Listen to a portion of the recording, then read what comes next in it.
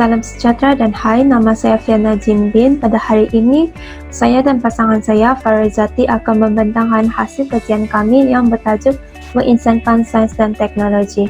Sebelum saya memulakan pembentangan saya akan memperkenalkan dahulu ahli-ahli kumpulan saya. Kumpulan kami diketuai oleh Saudara Loka Hang, diikuti dengan Saudara Kenneth Iliwei, Saudari Hanis Natasha, Saudari Farah Izati, Saudara Johnny Ting dan saya sendiri Fiana Jimbin.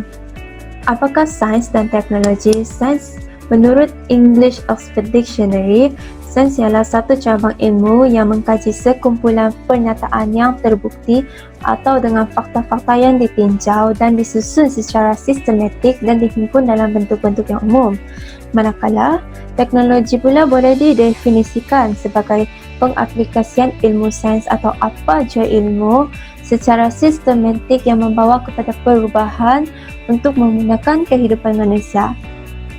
Secara umumnya, sains dan teknologi ialah ilmu pengetahuan dalam menyelesaikan masalah kehidupan manusia. Seterusnya, saya akan membentangkan latar belakang kajian kami, iaitu AI. Menurut H.S. Simon, AI merupakan kawasan penelitian, aplikasi dan instruksi yang terkait dengan pemrograman komputer untuk melakukan sesuatu hal yang dalam pandangan manusia ialah cerdas. Ini adalah pelan strategi MOSTI 2016 hingga 2020. MOSTI ialah Kementerian Sains, Teknologi dan Inovasi di Malaysia. Terdapat 6 teras utama dalam pelan strategi ini, iaitu yang pertama, dasar utama STI kekal relevan. Teras kedua, mencipta nilai melalui R&D and CNI. Teras ketiga, sistem penyampaian perkhidmatan lebih efektif. Teras keempat, pempraktisan dan pemberdayaan STI dalam kalangan masyarakat. Teras kelima pula, keberhasilan optimum melalui kolaborasi strategik. Dan akhir sekali, teras keenam, pengurusan sumber secara efektif. Seterusnya, kita pergi kepada memanusiakan sains dan teknologi ataupun SNT. Memanusiakan SNT boleh ditakrifkan sebagai memudayakan atau membawa SNT dalam kehidupan harian manusia. Terdapat dua matlamat penting yang dititik beratkan dalam memanusiakan SNT, iaitu yang pertama, menukar tanggapan ataupun anggapan buruk masyarakat terhadap SNT, dan yang kedua ialah menjadikan SNT sebahagian daripada kehidupan rakyat. Ini adalah sejarah kemanusiaan SNT yang mana telah berlaku 4 revolusi industri yang penting, di mana revolusi industri pertama telah berlaku pada tahun sekitar 1760 sehingga 1830, di mana penggunaan kuasa wap telah digunakan secara meluas. Revolusi industri kedua pula telah menggunakan teknologi kuasa elektrik. Revolusi industri ketiga telah menggunakan teknologi maklumat dan perkomputeran.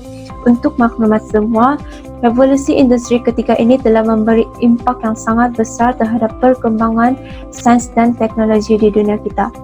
Seterusnya, revolusi industri keempat yang telah mengakibatkan kemunculan otomasi yang digabungkan dengan teknologi maklumat daripada revolusi industri ketiga. Berikutan dengan perkabungan dua revolusi ini telah melahirkan atau terciptanya satu sistem yang berbentuk cyber fizikal seperti artificial intelligence. Dalam kajian kami lebih memfokuskan kepada artificial intelligence, iaitu AI. Seterusnya, kita lihat kepada dua pernyataan masalah yang lebih kami fokuskan sekiranya tiada penggunaan atau pengaplikasian AI dalam kehidupan seharian.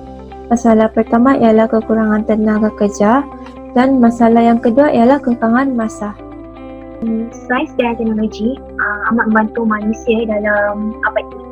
Antara perkhidmatan ataupun bantuan yang telah ditawarkan oleh sains dan teknologi termasuklah dari segi perkhidmatan penanggap automatik, pengetahuan penipuan dan pengurusan kedudukan, pengurusan insurans, pembantu kewangan automatik serta menganalisis ramalan dalam perkhidmatan kewangan. Seterusnya, sains dan teknologi ini memang memberikan kesan yang baik dan juga kesan yang buruk. Sains dan teknologi mampu menyimpan informasi dan data tanpa batas serta bersifat pantas dan cekap. Contohnya, kita boleh lihat dengan kemudahan aplikasi seperti Google Drive. Google Drive ni, kita boleh masukkan seberapa banyak video file dan dokumen ke dalam Google Drive tersebut lah. Seterusnya, saya memberikan analogi dalam proses pembelajaran dan pengajaran. Contohnya macam kita as student, kita akan buat assignment dan report kan. So kita memang akan simpan segala assignment dan report tu dalam bentuk PDF supaya kita akan senang untuk hantar pada lecture nanti. So bila kita simpan dalam PDF ni, PDF ni dia akan bersifat tidak berubah dan juga dia boleh memindahkan segala kita punya dokumen ke another source, contohnya macam file. Jadinya bila lecture kita tengok kita punya report ataupun assignment, dia dalam keadaan yang sangat emas. Sebabnya dia punya font, dia punya alignment, dia tak akan berganjak bila kita pindah kepada source yang lain. Seterusnya, sains dan teknologi juga memberikan kebaikan dengan penggunaan tanpa batasan. So, kita boleh gunakan berulang kali lah. Contohnya macam internet, kita boleh guna kat mana-mana je. Seterusnya, untuk syarikat dan industri kilang, banyak menggunakan mesin-mesin. Dengan adanya mesin-mesin yang daripada hasil perkembangan AI ni, dia mampu mengurangkan kesalahan dan meringankan beban pekerja. So, manusia dapat menjimatkan tenaga lah. Lagi satu, sains dan teknologi juga mampu menjimatkan duit. Contohnya macam sebagai seorang yang bekerja dalam syarikat, mestilah kita akan print kerja-kerja. So benda tu dia dah makan kos. Bila ada sains dan teknologi, contohnya kita simpan dalam Google Drive. So nanti kalau macam kita kena share dengan bos kita apa kerja kita yang kita buat, so kita just boleh share melalui aplikasi contohnya macam WhatsApp, Telegram. So benda tu dah lah tak makan duit. Seterusnya, sains dan teknologi juga dia mampu memberikan kesan buruk. Bila orang kata macam AI ni terlampau berkembang, manusia akan terlampau bergantung kepada mereka. Contohnya macam internet, sebab sekarang ni kita ke mana-mana je kita kena perlukan internet. Kalau macam tak ada internet, kita macam tak boleh hidup tau. Kita boleh nampak yang sebenarnya bukan AI yang bergantung pada manusia, tapi manusia yang sangat bergantung pada AI. Seterusnya, apabila sains dan teknologi berkembang, kos sara hidup akan meningkat. Contohnya ni dalam pembuatan kereta. Harga kereta mahal kan, so maksudnya dekat situ kos sara hidup pun boleh meningkat lah, sebab kereta ni adalah satu keperluan juga dalam kehidupan manusia. Seterusnya, bila AI ni terlampau berkembang, so kita sebagai manusia ni boleh hilang pekerjaan. Bayangkan kalau semua kerja dah dilakukan oleh mesin dan robot, so manusia tidak diperlukan lagi. Mungkin orang akan cakap, bila kita buat dalam mesin ni, kita perlukan kemahiran manusia. Memang kita perlukan kemahiran manusia, tapi tak semua manusia mahir dalam pembuatan AI tersebut. Dan seterusnya, AI ni juga dia mampu memberikan keburukan dari segi kekurangan common sense. Seterusnya, dunia juga akan dimonopoli oleh syarikat besar. Contohnya iPhone. iPhone dah monopoli pembuatan telefon pintar.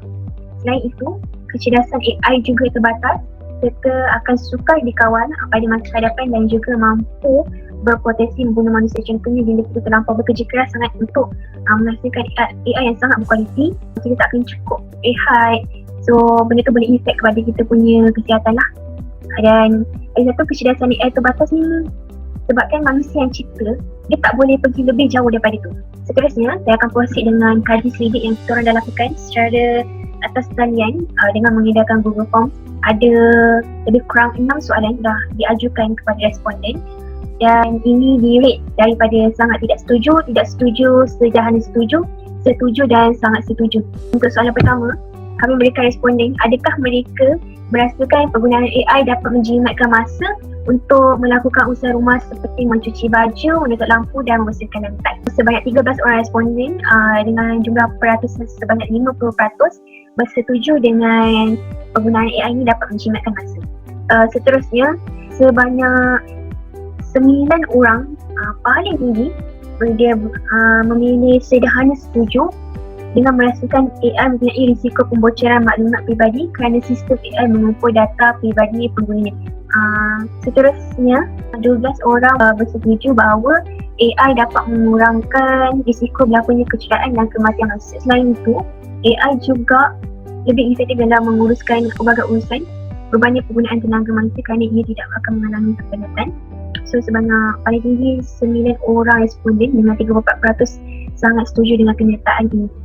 So apa yang saya dapat simpulkan bahawa daripada kita punya soal selidik ni, kebanyakan responden ni menggunakan AI dalam kehidupan seharian mereka. Sebagai kesimpulannya, AI ni amat penting dalam kehidupan manusia.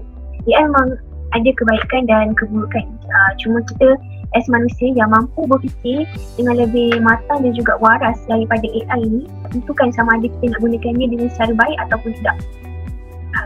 Sekian, terima kasih.